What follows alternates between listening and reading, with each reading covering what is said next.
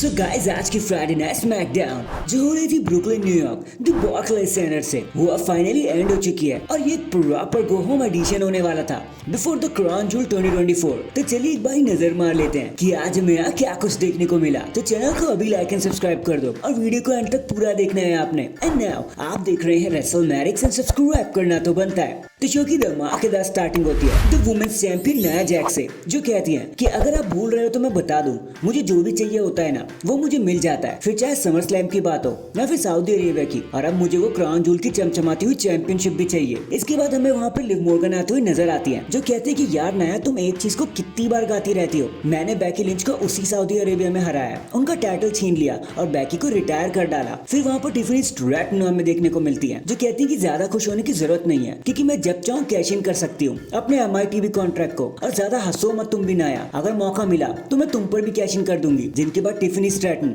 Morgan पर हाथ उठा देती है और हमें Tiffany Stratton versus Liv Morgan के बीच में एक स्टैंडर्ड मैच देखने को मिलता है। बताने को यहाँ कुछ भी नहीं है, लेकिन नाया ने बहुत कोशिश करी टिफनी को जिताने की, बट फिर भी लिव मॉर्गन एक रोल अप पिनफॉल लगा देती है और मैच को जीतने में कामयाब हो जाती है एज एक्सपेक्टेड। मैच के बाद सारी लेडीज के बीच में एक छोटा सा ब्रॉल हो जाता है, लेकिन लास्ट लाइफ तो नाया को ही मिलता है क्योंकि वो लिव मॉर्गन पर एक नाया लेटर लगा देती है। नेक्स्ट हमें केविन ओवेंस की क्लिप देखने को मिलती है, जहां केविन ओवेंस कहते हैं कि यार, मैंने ऑर्टन से बात करने की बहुत कोशिश करी लेकिन बात हो नहीं पाई, इसलिए मैं ये वीडियो भेज रहा हूँ ताकि वो ये सब देख ले।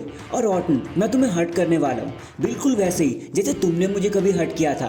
तो चलो भाई, अब सैटरडे को मिलते हैं। और ये मैसेज यहीं पर खत्म हो जाता है। नेक्स्ट हमें टैग टीम मैच देखने को मिलता है between the street profits and the pretty deadly. बताने को यहाँ पे कुछ है ही नहीं, स्ट्रीट प्रॉफिट बड़ी ही आसानी से मैच को जीत जाते हैं। फिर एक बैकस्टेज मूवमेंट के बाद हमें एक और टैग टीम मैच देखने को मिलता है between Bayley Naomi and Indi Hartwell and Candice LeRae के बीच में। बताने को यहाँ भी कुछ नहीं हुआ, बेली एंड नायोमी बड़े ही प्यार से अपने मैच को जीत जाते हैं और फिर सेलिब्रेट करते हैं। नेक्स्ट हमें रोमन रेंस देखने को मिलते हैं, जिनके साथ जिमी ऊसो होते हैं।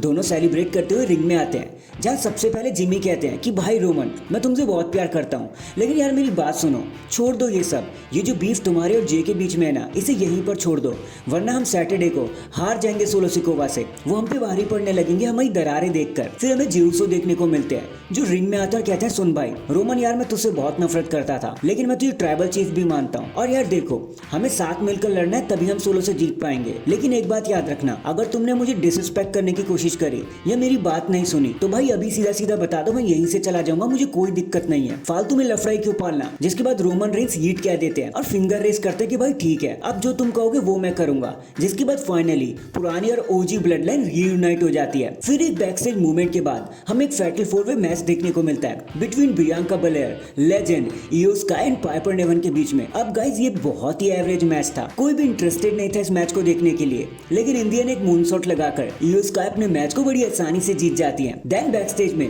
हमें कोडी रोड्स एंड रेंडी ऑर्टन देखने को मिलते हैं, जहां कोडी रोड्स कहते हैं कि भाई ठीक है तू केविन से लड़, लेकिन थोड़ा सा केविन मेरे लिए भी छोड़ दियो। तो ऑर्टन कहते हैं कि जब मेरा किस्सा उसके साथ खत्म होगा ना तो केविन ओवेंस बचेगा ही नहीं। तो कोडी कहते हैं भाई चल ठीक है। फिर हमें बैकस्टेज में ब्लड लाइन की क्लिप देखने को मिलती है, जहाँ सोलो सिकोवा कहते हैं कि भाई Jimmy Uso, Jey Uso, Roman Reigns में एक चीज तो कॉमन है, सबको लगता है मैं बहुत बुरा हूँ, लेकिन मैं क्यों बुरा हूँ भाई? क्योंकि मैंने एक स्ट्रॉन्ग टीम बनाई, क्योंकि मैंने स्ट्रॉन्ग फैमिली बनाई, मैंने रोमन की हेल्प करी। भाई मेरी हेल्प के लिए तो कोई नहीं आया, लेकिन कोई बात नहीं, इस क्राउन जूल में वो सब मेरी रिस्पेक्ट करने लग जाएंगे, मैं इसका प्रॉमिस करता हूँ। फिर ये सारी चीजें लीड करती है हमें हमारे मेन इवेंट की तरफ, जो एक और टैग टीम मैच होता है Orton and Cody versus the Imperium के बीच में। और सीरियसली ये पूरा का पूरा गो होम एडिशन बिलोंग करता था टैग टीम डिवीजन को। सारे ही टैग टीम मैच थे, सिर्फ ऑर्टन एंड कोडी के टैग टीम के अलावा यहाँ कुछ भी खास नहीं था। In the end cross road लगाकर कोडी एंड ऑर्टन की टीम बड़ी आसानी से जीत जाते हैं, लेकिन मैच के बाद केविन ओवेंस आकर ऑर्टन पर स्टील चेयर से अटैक कर देते हैं और गंथर भी कोडी को अपने स्लीपर में फंसा लेते हैं। एंड डैंग, इसी के साथ हमारा स्मैकडाउन का गो होम एडिशन यहीं पर खत्म हो जाता है। वैसे आपका शो के बारे में क्या कहना था, कमेंट करके जरूर बताना। एंड अगर चैनल पर नए हैं तो चैनल को अभी लाइक एंड सब्सक्राइब कर दो। बाकी मैं मिलता हूँ आपसे किसी और अपडेट के साथ, तब तक के लिए अपना ख्याल रखें और खुश रहें।